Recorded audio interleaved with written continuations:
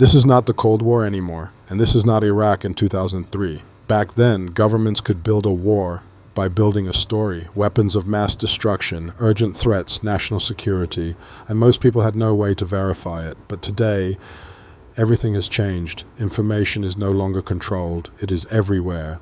Satellite images are public. Independent analysts break down military movements in real time. Social media shows raw, unfiltered consequences of war. And because of this, governments can no longer sell war the way they used to. This is the real reason why NATO members are showing reluctance in joining a war with Iran. It is not just about fear of Iran, it is about fear of losing credibility at home.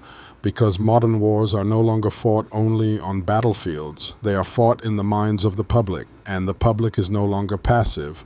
Look at what happened after Iraq. The intelligence was presented as certain, the threat was described as immediate, but later the narrative collapsed. And with it, trust collapsed. That moment changed everything. Today, when a government claims there is a threat, people don't immediately believe. They question, they investigate, they compare sources. And if the justification feels weak or manipulated, the backlash is immediate. This creates a new kind of pressure. Before taking any military action, leaders must now ask one critical question: can we justify this war to our own people? Because if they cannot, the political cost can be devastating, elections can be lost, public protests can explode, governments can fall, and this is where NATO becomes complicated.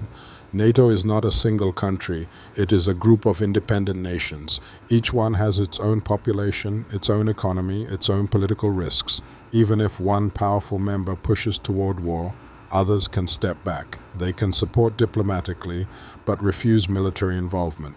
And in the case of Iran, the risks are far greater than Iraq ever was. Iran is not isolated. It has regional influence. It has asymmetric capabilities. It can disrupt global energy supply. A war with Iran is not a quick operation. It is a chain reaction.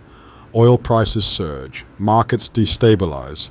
Inflation rises across Europe. And suddenly, a distant war becomes a domestic crisis. This is why European NATO members are extremely cautious. They are not just calculating military outcomes, they are calculating economic survival and political stability. But above all, they are calculating public reaction. Because in today's world, you cannot hide a war behind a narrative. Every missile strike is seen, every civilian casualty is shared, every contradiction is exposed, and once public trust is broken, it is almost impossible to rebuild.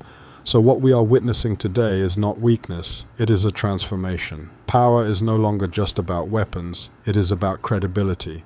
And credibility cannot be manufactured anymore. In the past, alliances were built on controlled information.